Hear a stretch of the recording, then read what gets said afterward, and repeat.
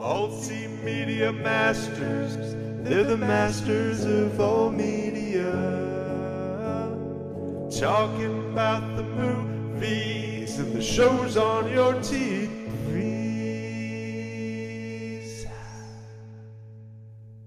Welcome, everybody, to the third official episode of Multimedia Masters. I am one of your hosts. My name is Matt, and I am joined here. Who's over here? Who do I got over here?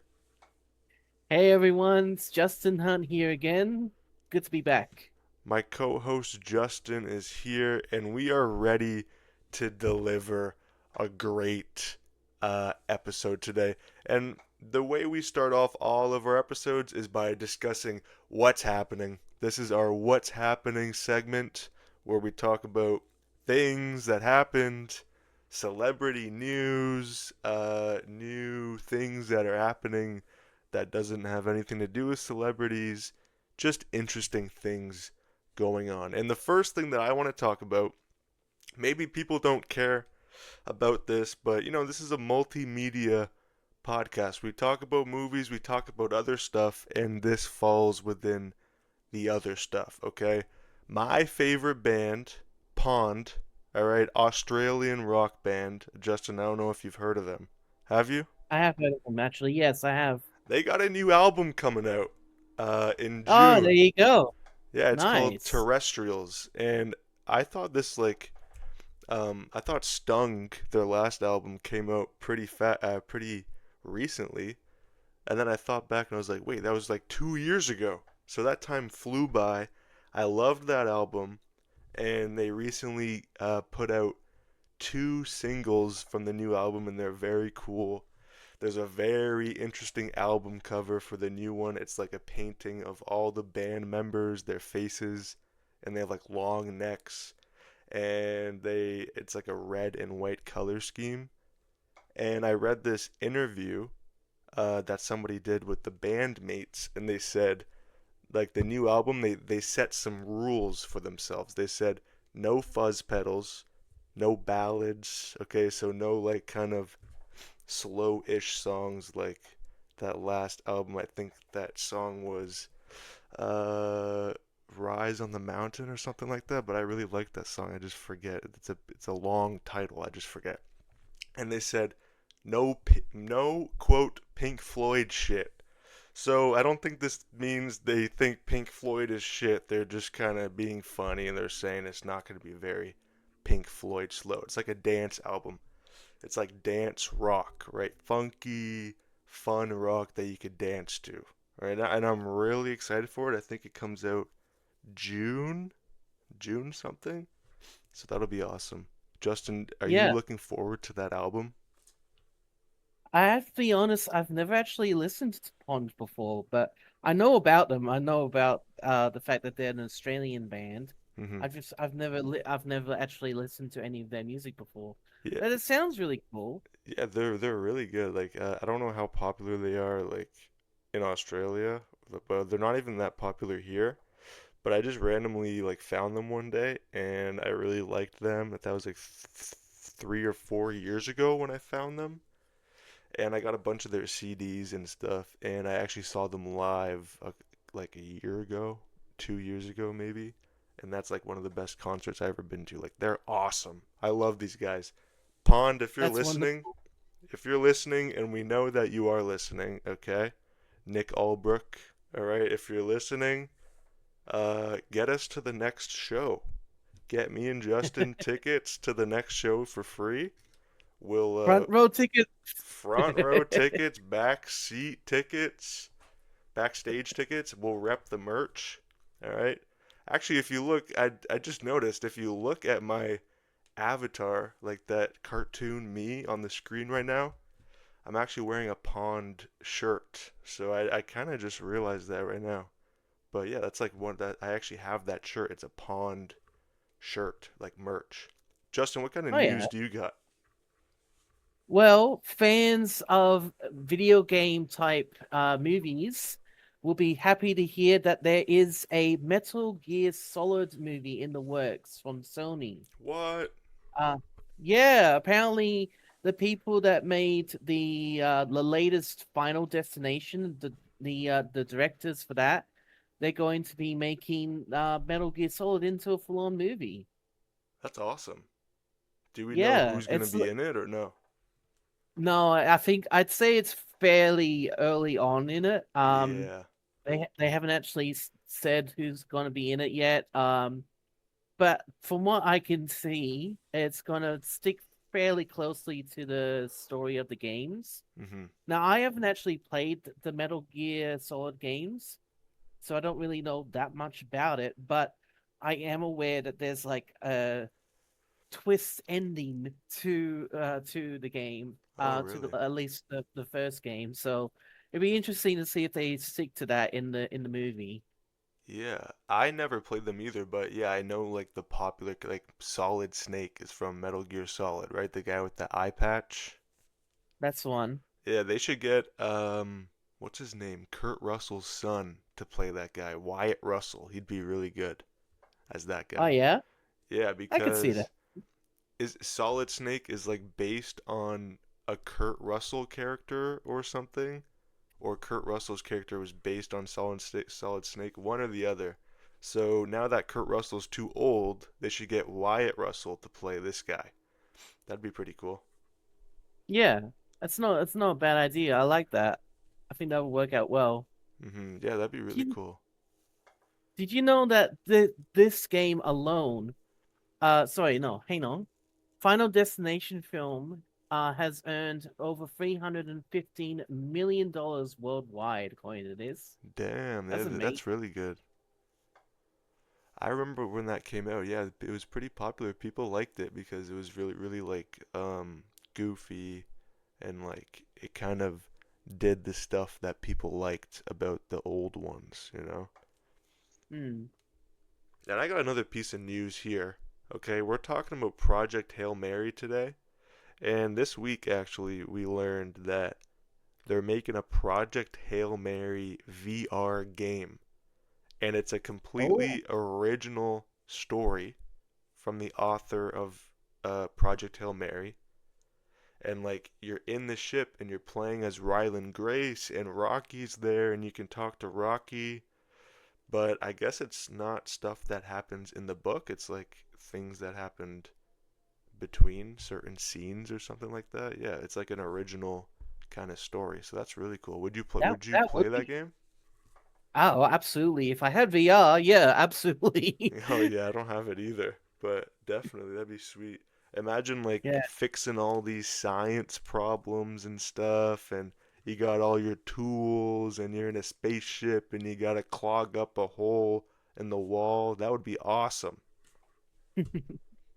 Yeah, I think it would be. You got any It, other it also news? it also would be quite terrifying too, because like the whole idea of being in space would be just terrifying in Oh yeah, general. definitely. Like imagine looking out the window in the VR game and you just feel like you're alone in space and nobody can hear you scream. That would be terrifying, Mhm. horrifying. Absolutely. So I do have a little bit more news. It's not super big because it's more of a this actor is considering going into this, but it's not actually confirmed that they're going to be going into this role. Hmm. So everyone's been talking about the new Harry Potter HBO series. I've been noticing a lot of chat around that, and there's a lot of chat about like who is going to play as Lord Voldemort. Mm. Um, and Ralph Fiennes, who played him originally, like in the original movies, has has said that he's considered it, but uh he said would he like according to this he said would I reprise the part? I would absolutely love to, but they haven't approached me. Oh, okay, interesting. Yeah, I guess Yeah. that doesn't really make sense for him to come back, right? Because it's supposed to be this new kind of cast and everything, and then you don't want just one random guy from the old cast, right? Yeah, it feels like they're basically making literally everyone brand new. So it would be a little bit odd to have a returning actor from the original series. Yeah. Who do you think should play Voldemort? Ooh, that's a tough one. Uh, Like someone so young maybe, or do you want like a I would older think guy? I would think an old guy, like not super old, but Hmm. a bit maybe in their 40s or 50s. Okay. Um, someone who has a very commanding presence, but maybe is not like in real life, like a manipulative person or anything like that. Yeah. Uh, yeah. Um, What about oh, that is Killian a tough one. Murphy? I don't recognize that name. Killian Sorry. Murphy, he was Scarecrow in Batman Begins, and he's in Peaky Blinders, and he's in 28 Days Later, that zombie movie. That guy, yeah. Actually, yeah, I could totally see him He's got as like a being a good creepy face, replacement. eh? Yeah, and you know what's interesting is that he and Ralph Fiennes were in the that same 28 days, 28 years later franchise together. So they already have that camaraderie, I suppose. Oh yeah, That you're they right. know each other obviously through that. Hmm. So maybe Ralph Fiennes can give the guy some pointers about playing as Voldemort. That would be really Exactly. cool. Yeah, I completely forgot about that. Yeah, and I loved that movie. Did you watch the newest one, the Bone Temple one? No, no, I haven't seen it. I'm not actually Oh, not the biggest fan of zombie movies. yeah. Uh, I actually kind of feel like zombie movies are a little bit overrated, to be perfectly honest. Okay. Um, yeah, but that's just my hot take on it, I guess. I I I agree, but this one, the newest one, there's literally one zombie in it. Like there's like it's mostly about the people. There's like a cult, and it's mostly about like the trouble that people get up to just trying to survive, right? There's literally I think just one zombie, and he like learns uh I don't want to spoil it, but it's just one zombie. So maybe you'll like it, the new one. Maybe give it a shot. I don't know. But yeah, if there's a movie like World War Z where there's hundreds of zombies, like yeah, I don't really like that either because I'm like, hey, what are we doing here? There's 200 zombies. I would just give up. My Yeah, last yeah, go ahead. Sorry, my didn't last mean to bit of interrupt. news. If anybody cares, there's a streamer, I Show Speed. Okay, you ever heard of this guy? Yeah, I have actually. He's like one of the most popular streamers right now. Like he's huge. And I remember like when he just first started his career a couple of years ago. And now he's huge. And they just announced that they're going to make an anime series about him, I Show Speed, which is That crazy. How do wonder you, how that would work out. yeah, Yeah, how do you how do you work that make an one out? anime series about a streamer who's just a guy? Like, what's it gonna be about? I don't get it. Is it like is he known for like doing Minecraft stuff? So maybe they're going to like an anime version of his Minecraft adventures or something like that. I'm pretty sure he just does like talking on streams, like IRL streaming.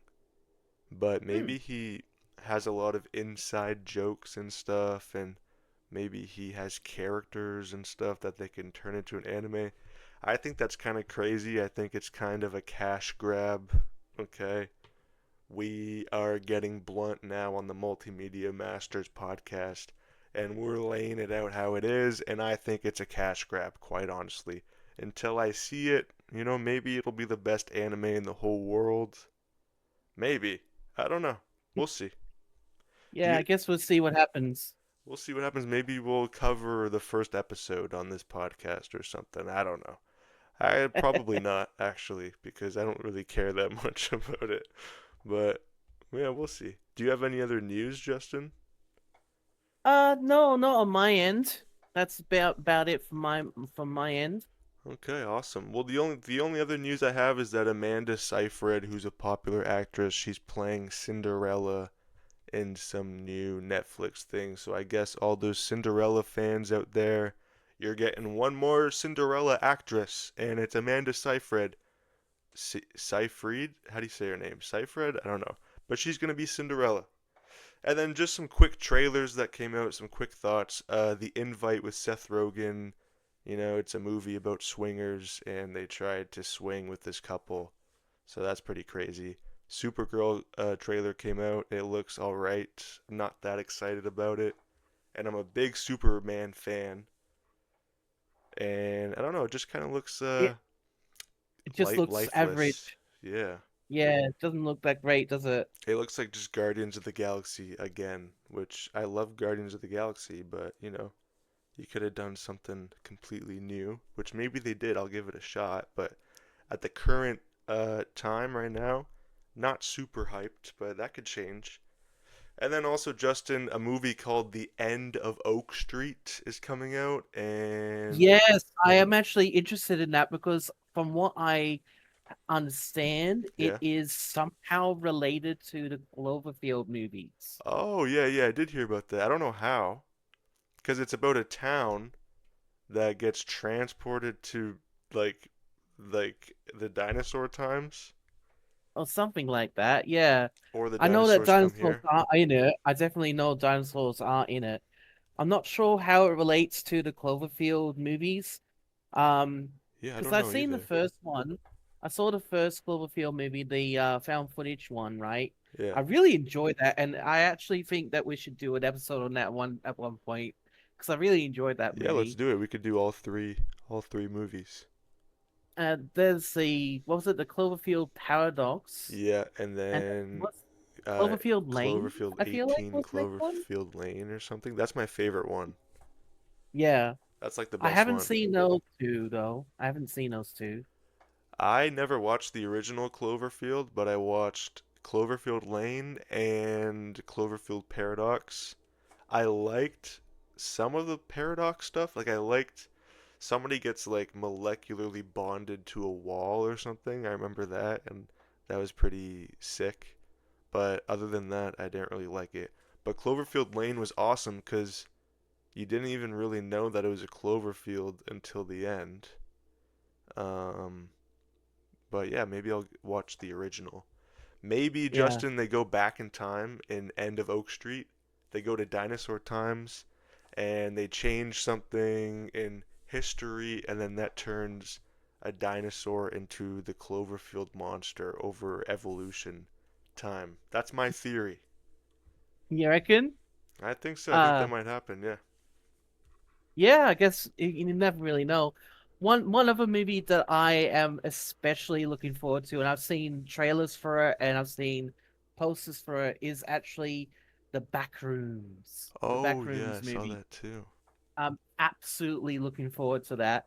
And to know that it's being made by the original person that made the YouTube series, Oh, like yeah, it's Kane like a Pixels, kid, is right? actually like Kane Pixels is actually behind it, which I'm really happy about. He's what, like 19 years old or something? I think yeah, I think he was pretty young when he first made it. That's I don't know crazy. how old he is now though. Yeah, good for him. He's But getting like a big movie deal. yeah, absolutely. Kudos to him. Like seriously, and it looks good. It looks really good. Yeah, it does. I saw the trailer. Justin, what's your favorite part about the backroom stuff? Do you like it when there's a monster in it, or do you like it more when it's just like empty rooms? I like the mystery of all. I'm not so big on the monsters, although I mean, I feel like you kind of have to have the monster element to it to make it Probably, mysterious. yeah. But I like more the mysterious aspect to it. The idea of that there's like layers upon layers upon layers underneath what we know as like the top layer of Earth. And all these different realities, all these different things as like seeping together. It's really fascinating. Yeah, that is pretty crazy. I never really got into the whole backroom stuff, but are they just YouTube videos? Like I could just watch all of them on YouTube? Um, there is a YouTube series, like I said, made by Kane Pixel. But I actually recommend checking out the game theory videos that were made about the YouTube series, Oh, okay. because that's basically where I've been getting a lot of my information about it. Um, Even though I probably should sit down and actually watch the series myself one day. But I really enjoy like how game theory like discusses it and beat by beat goes through like what's happening, who the characters are, all that sort of stuff, and it helps you along the line of like understanding where it is and that. Yeah, so I definitely recommend checking that out, but I also definitely recommend checking out just the Backrooms videos on YouTube just in general. Yeah, I think I will. And yeah, game theory's really good at that stuff, eh? Like he did all of like Five Nights at Freddy's, and he really just does like that deep lore stuff. Yeah, I'm a big fan of those sort of things. Yeah, I like it too sometimes, just not like I'm usually like very late on it. Like I just started like understanding all the FNAF lore like a year ago or something. So maybe I'll start my back rooms studying in the next couple days or the next couple weeks before the movie comes out. The problem with Five Nights at Freddy's is that there's just because it's been around for a while now, it keeps on going, and there's just so much to have to pick up on and learn about. Yeah, And I think it's gone to that point, at least for me, where it feels like it's kind of overstayed its welcome. I think so too. Yeah. Like definitely don't make any more games, which they probably will, but I feel like if they focus more on like the movie stuff and like just like focusing on the lore they already have instead of adding more and more. Now there's this guy, and this guy had this daughter, and this daughter died on this year, and this and this and this, and this ghost is of this kid. Like, okay, we can only handle so many child ghosts, you know? Anyway, we should probably move on to the actual review. Hey, Oh, hey, we're here to talk about a movie, eh? Did you know that? And this movie is called, I'll put it on the screen, Project Project Project Hail Mary. Hail Mary, because it's their final Hail Mary. It's the Earth's last chance to be saved, right? And it's just a damn Hail Mary. Do you guys have that term in Australia or no? Uh, we have a term where it's more to do with luck, where it's like you have two chances, none or Buckley's. Buckley's is like there's this story about a man's named Buckley, or something like that, where he apparently got lost in the desert in somewhere here in Australia, and he was out there for a long time, and he just quite randomly comes across some Aboriginals, and they helped get him back to health. Hmm, But yeah, his chances of survival if he didn't come across those Aboriginals were pretty much zero. interesting. That's called Buckley's. Yeah, yeah, So you have two chances, none or Buckley's. That's the so phrase. the Australian release of this movie should have been called Project None or Buckley's. That would have been way better. Maybe it'll sell more tickets. No, but this movie uh, was great. This was a great movie, and I'm really glad it's doing well, right? This movie is a hit. People oh are yeah. loving this movie. And you know what's even better? This was not actually made by one of the super major film companies. This was more of I guess, not really a fully independent movie, but it was not a highly well known company. Oh, And okay. I think that's really impressive. Yeah, I thought Um, Amazon made it. yeah, so they helped with it, but apparently, Ryan Gosling actually helped with directing it or producing it, something like that. I thought that was really cool. Oh yeah, definitely. You like usually when they have like a super famous actor like and they really believe in the movie and want it to get made, they'll throw money in and help produce it. So that's awesome that he did that. Yeah. Yeah, this movie is based on a book by Andy Weir, and this guy makes a lot of sci-fi books. Well, he only has three sci-fi books, but his last one that got turned into a movie was The Martian.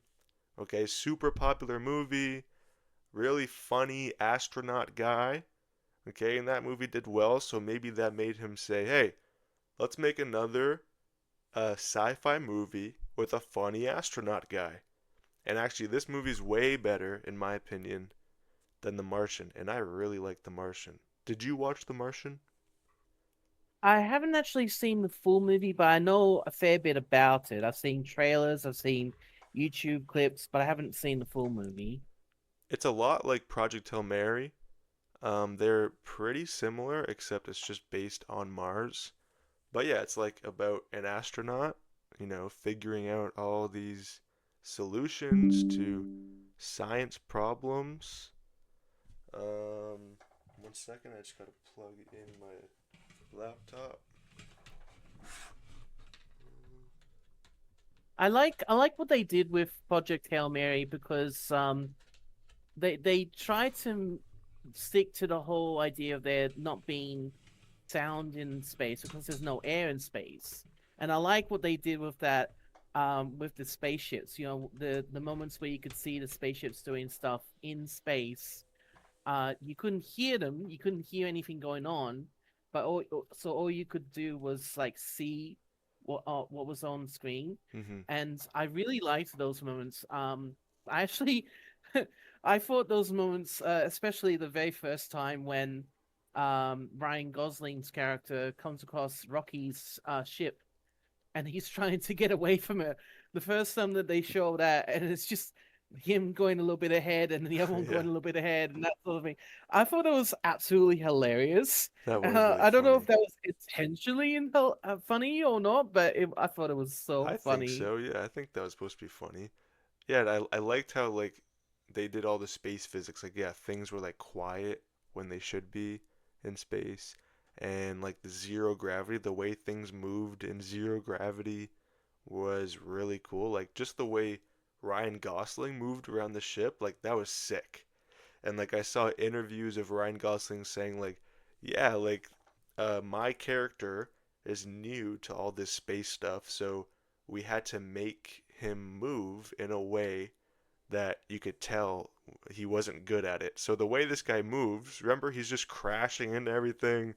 Like he does not move around in a professional way, and that's like really it's a really like good detail right there. I really liked all the little details that they came up for the movie and brought from the book. Did you read the book? No, but I want to. I want to get the book at some point. Oh, it's really good. It's really good. Uh this is the only time ever where I read the book before the movie, which is kind of a good thing and bad thing because I was a little distracted the whole time just in my own head because it's the first time I ever did it. I was like, "Oh, that's a little different from the book. That's a little different." Oh, and then I go, "That's in the book. That's in the book." So I would love to watch it again to kind of just not be thinking about it that much and just watch it for what it is. But even in that situation, I really enjoyed it. And a lot of the humor was better in the movie than in the book. This was a funny movie, eh? It was really good. Uh, I like I like how they approach the whole like how do you speak to an alien? Like how do you communicate with an alien? Um, I like how they got around that. That was really clever. Oh yeah, I love And that stuff. the music throughout the whole thing was amazing, wasn't it? It was great. Yeah, it's like very like there's like some needle drops, like some songs that are actual songs, but the score in the movie, especially when like he's out, spoilers by the way, for Project Hail Mary, everybody, when he's out in space and then he turns on the Petrova vision and everything turns red and then the music swells up. That's like my favorite scene, I think, in the movie. It was gorgeous, wasn't it? It was amazing. Like, and you never see colors like that in movies anymore. Like this movie had gorgeous visuals, gorgeous music, right? Like it's super colorful, this movie. Every single scene, there's great colors going on, even when it's just a scene in a classroom where it's easy to just go, "Oh yeah, it's not supposed to be colorful. It's a classroom." No, they put effort into every single part of clothing and the environment, like, or maybe like the color grading that they use. Like it's just nice to look at, and a lot of movies these days just don't put that much effort into that. Yeah. Like if I could say one thing about this movie that I felt like it was a spectacle. It had so much going for it. It really was quite a spectacle to behold, and I'm really glad that I watched it. Yeah, me too. Like especially in a movie theater, like this is one of those movies where you're gonna look back on it in 10 years and say, I can't believe I was lucky enough to watch it in a theater, right? This was like Oh, an experience. The it's special definitely one of effects, those ones. Yeah, it's definitely one of those ones that you want to see in a cinema. It's more it's better that way, right? It yeah, feels a lot better that way as a movie in a cinema. I don't think you'd get the same experience if you were watching it, say, on YouTube on your phone. yeah, You just definitely would not get the same feeling. yeah, So I would say if you're going to watch this, definitely watch it at the cinema or try to find someone with a very wide screen TV. yeah. Oh my, Justin, imagine if this came out on like Amazon Prime when it came out. I would be mad. This movie deserves a lot more than just streaming, right? I'm very Oh, glad it was on the big screen. yeah, Those special yeah, effects were definitely. gorgeous. They did a lot of practical stuff, like every room that he goes in, you can tell it's an actual room that they built. That control room with all the glowing like orange buttons, that looked great. The puppeteering, right? Rocky, the alien, spoiler alert again. The alien looked great. It looked like a real guy walking around. It was like a Muppet. They got this puppet walking around, and the editing with the comedic cuts and the montages. This movie just puts so much effort into everything visually, and it really pays off. Really pays off. Absolutely. I will say this though, and I'm not going to back off from this. Yeah. I feel like they gave it too many quote unquote endings. Too many endings. Okay. So what I mean when I say that is like there were moments in the movie when it felt like, oh, we're actually wrapping it up. We're wrapping up the story of Rocky and Grace, Yeah. and we're wrapping up what's going to happen, and then like just when it felt like, oh, okay, this is the end, something else would happen. A good example is when he's saying goodbye to Rocky, and we're like, oh, okay, this feels like an actual end. This feels like, they're wrapping up their relationship. It's a bit of a uh bittersweet moment for sure, but they both have their planets to go back to. They both have answers for their issues. This is a good place for the movie to finally wrap up and end. But then they they bring in this idea that, oh, Rocky has something wrong with his answer for the issue for his planet, and so Grace decides, oh, I'm gonna basically abandon Earth, but I'm still gonna send my answer to Earth, but I'm going to abandon Earth to live with Rocky. And I thought that was a like to have those multiple endings, quote unquote endings, was Yeah. a little bit odd in my opinion. It kind of felt like you know how in the Lord of the Rings movies, a lot of people were saying that the The Return Return of of the the King, King. yeah, the Return of the King had like all these weird Yeah. moments that felt like it was actually ending the movie, but that just kept on going. That's kind of how I felt with this one. Yeah, I could see that. definitely. Maybe they could have. Did you like the ending? You just thought I it did. could have been. I definitely liked the ending. I feel like it could have been cut down a little bit, just a little bit. Yeah, I think so too. Maybe something like before that ending part they could have taken out so that it kind of flows quicker or more smoothly. I could see that. Yeah, maybe like less like fake outs because yeah, they did have a Hmm. couple fake outs where it's like, "Oh, it's all good. Oh, nope, it's bad again. Oh, okay, now it's all good. Oh, nope, now it's bad." So yeah, there is a lot of stuff like that and I could see how you could get frustrated with that. But I do like Yeah. the ending because he the whole, arc, I guess, the character arc of Rylan Grace is he's a coward, right? He's a coward. He in his science career, he kind of was a coward and went back to teaching and kind of avoided all the conflict involved in having a controversial, thesis when he was asked to save the Earth and come along and work with the astrophage. He was a coward and didn't do it at first, but then he did. And then he was a coward not wanting to go to space. But then, at the end, he did the brave thing and he ventured out into space and left Earth again and to go help his friend. And I think that's a good character arc right there.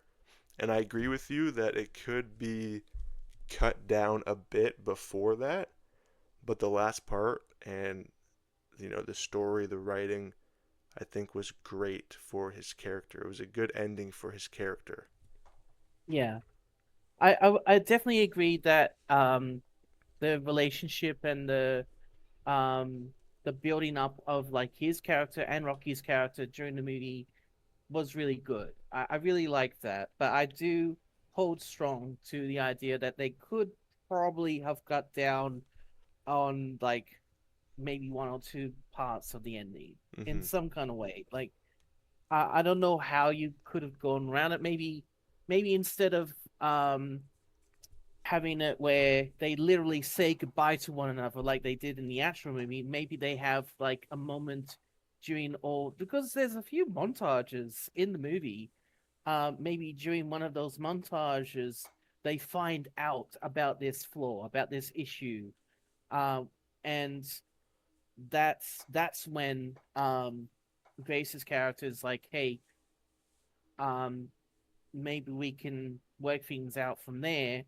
I can go with you, but I'll still send this off to Earth." That would cut down on the amount of endings, but Hmm. it would still have that character growth. Yeah, That's my opinion about it anyway. I think that could be a good change. It's just, I think it's dangerous for studios to do that when adapting something that already exists because you already know that if they changed anything like that, there would be so much hate going, "This doesn't happen like this in the book. You cut this whole scene from the book. You cut this, you changed that." Like people get very vitriolic. Is that the right word? Vitriolic about that and passionate. So maybe even if it makes the movie flow better, Justin, I think that like it's like dangerous these days to change something when you're adapting because fans are nuts. I mean, just look at what's happening with the Harry Potter HBO thing. Oh yeah, definitely, yeah.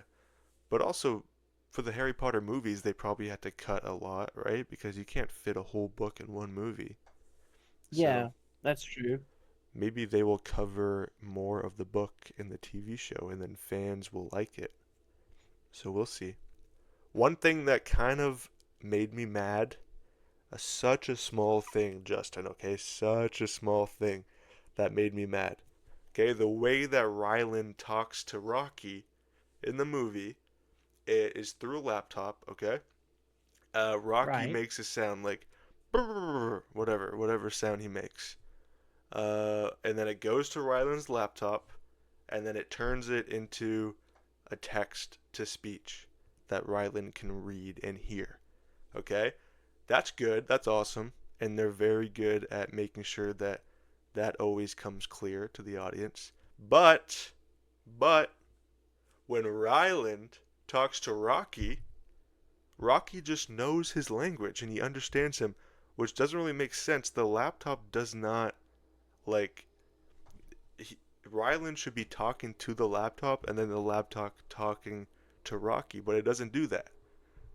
Like Rocky just kind of understands Ryland, I which is see what kind you of mean. crazy. Yeah, because I remember there were moments when Rocky was like asking Grace, like, what does that mean, or what do you mean by that? That when Grace would say certain things, Yeah, and I didn't really think of it at first, but now that you mention it, yeah, because Rocky does not have his own translator. So like Rocky's language is being translated for Grace, but yeah. Grace's language is not being great translated for Rocky. I know So it's yeah, crazy. like how does that work? Maybe, and I'm making this up as a theory to help the movie, maybe the laptop plays it on a frequency that we can't hear.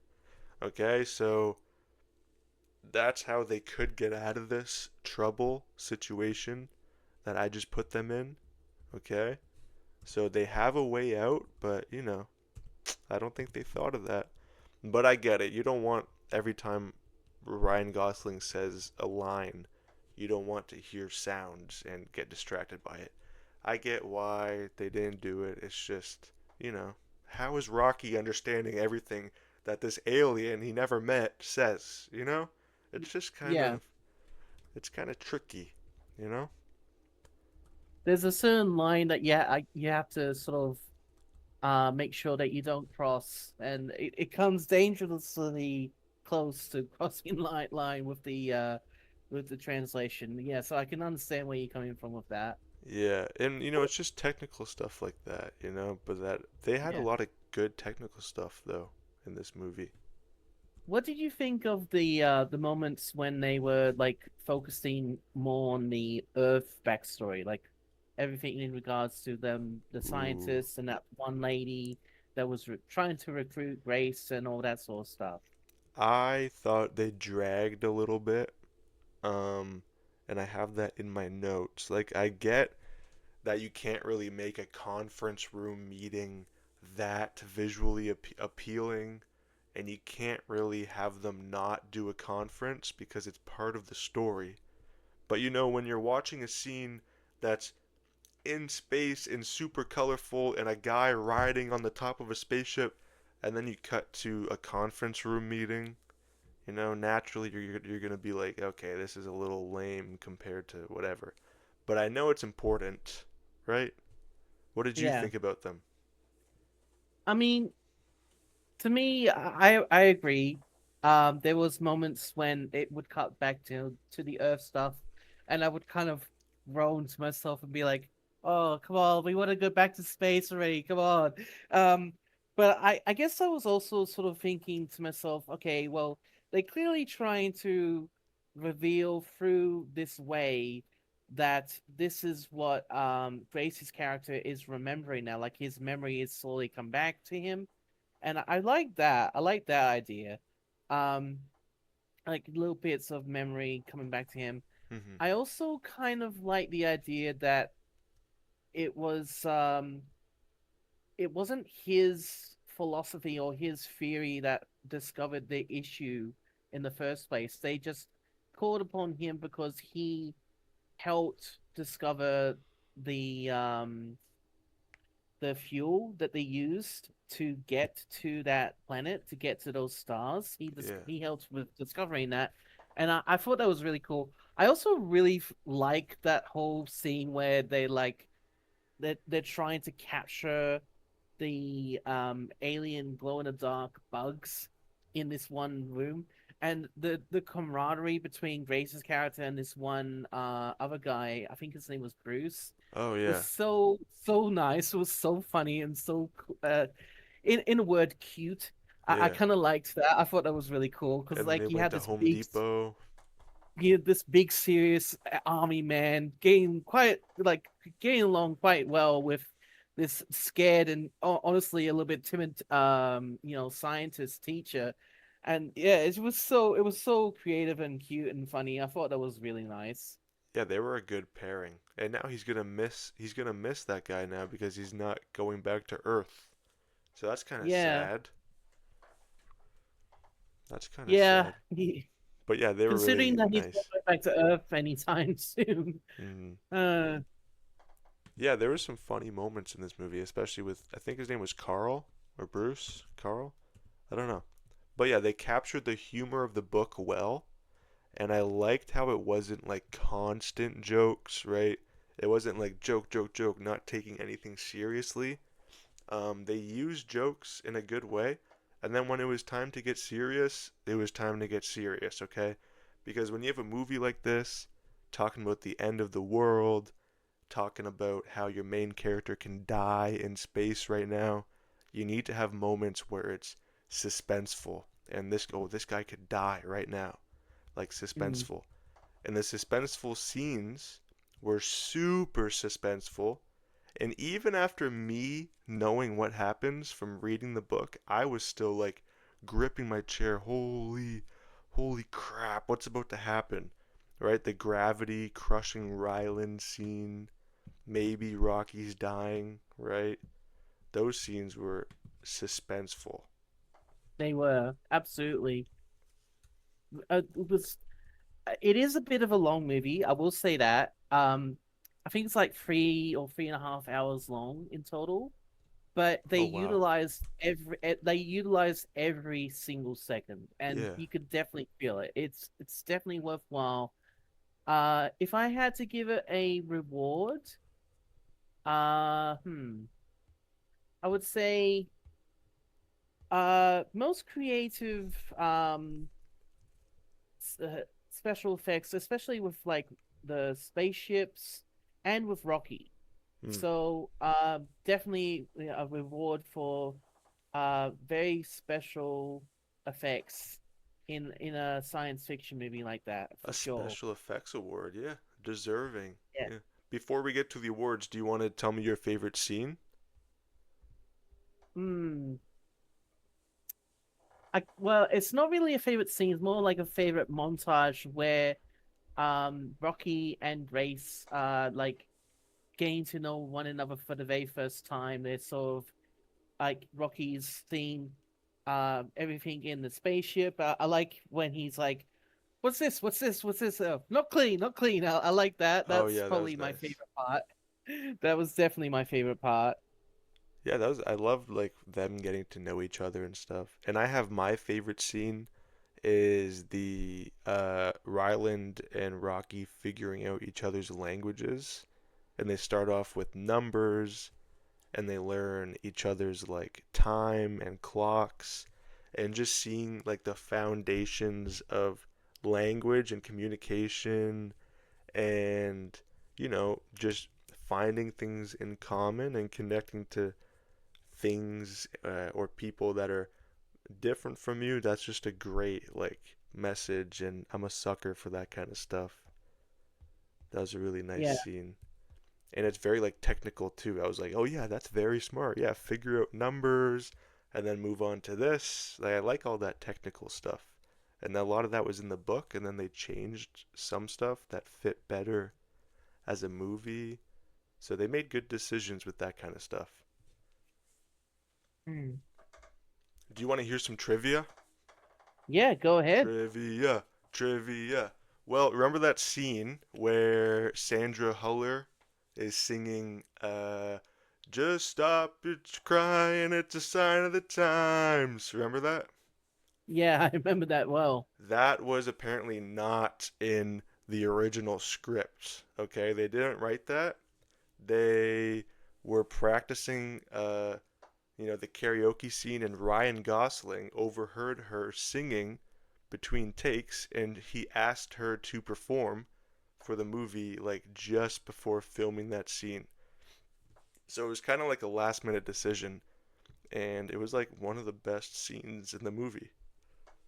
Yeah. Okay. I didn't know that. It was a There very you like go. it was a very human scene, eh? Like you have all that space stuff, but then you got to remember what's important, right? The important part is the people and love and life and all that. I think it also goes to show like she was very much of a like from my point of view, that character always felt like a very um harsh, like no emotions type character. Like, but that was definitely her showcasing. Yeah, actually, I know I do have emotions, and I do feel for these people. I just want what's best for everyone. Yeah. I think that was really good that they included that. Yeah, she was very tough and like straight to the point, but she was like that for a reason because she wanted to help everybody. And when you want to help everybody, you're a good person and you have passion and heart, and that really showed her passion and her heart. Also, Justin, this movie was made by Phil Lord and Christopher Miller, right? They made the Lego movie. I think they did some Spider-Verse stuff. I think maybe they produced it or something. But they also did Cloudy with a Chance of Meatballs, I believe. And they did like 21 Jump Street and stuff. So they made this movie and it's a hit, right? And they're already attached to direct the other Andy Weir book. It's called Artemis. So they're making the next one, and it's about an astronaut. So this guy Andy Weir, he made 3 books about astronauts. He made The Martian, he made this movie, and he made Artemis, which is actually the name of the rocket ship that is in space right now. Did you hear about that? Yeah, I have heard about that actually. Artemis 2 or something? Yeah, heading off to the moon, if I recall. So maybe, hopefully, they don't have the same issues that the Artemis in the book had. That would be bad. That would be bad. But good luck up there, astronauts. Okay, if I had to give Project Hail Mary a multi Marvel, I would give it a couple, okay? I'm gonna give it, this is the best non-Muppet movie ever, okay? Because you got puppets, you got a puppet interacting with a human, and you have a human actor having to act with a puppet, and the puppet's talking in a funny way. That's a Muppet. Come on. I mean, what is a Muppet if not a puppet talking to a human? Okay, it's kind of a Muppet movie. So let's get Ryan Gosling in a new Muppet movie. I gotta see this guy interacting with, I can't think of a Muppet right now. Kermit. Yeah, Get him talking to Kermit. or maybe Miss Piggy. Miss Piggy, they can be in a relationship, maybe. A love triangle with Kermit. Yeah. I'm also going to give it a top 2 Ryan Gosling performance. La La Land is up there. Maybe La La Land is better. Maybe this is better than La La Land. I can't decide. But La That's La fair Land is enough. very good. Do you have any more awards? Um, I want to say extremely great cinematography, particularly around the space scenes. So let's award it with astounding astounding cinematography in space award. Nice. Cinematography in space. The Hey. Space Cinematography Award. Oh yeah, it's like they utilize everything really well. hmm But I really liked what they did with everything in space. Just everything in that section of the movie, in those sections of the movie was just amazing. Yeah, this is just a certified great movie that you don't always get. It's great to look at, it's great to listen to, it's great to think about after when you're done. Like it's just you don't get a lot of movies like this. Mm, If we did ratings, which I don't really want to do because it's like I don't really like reducing a movie's value to just a number, right? I like mm. talking about it. But if we were gonna give it a rating, I would give it a very high rating, okay? Very high. Yeah, I would too. I would probably give it 9.5 thumbs up slash thumbs down out of 10. Oh yeah, because the alien does a thumbs down. That's funny. Exactly. Classic. Okay, we this is our longest episode yet. So I think we're gonna wrap it up. But great Yeah, movie, this has been all fun. and it was awesome to talk about. And we'll see what comes out in the next week, and maybe we'll talk about the next thing. We'll see what we will. If you have something that you want us to talk about, please comment it in the comments. Right? Give this video a like, subscribe if you want to hear about the next stuff. We're also doing bonus videos, so sometimes me and Justin will post like a solo video talking about a quick topic. Those are our bonus videos. We already have a couple uploaded right now. Justin, do you have anything you want to plug, like your book or something?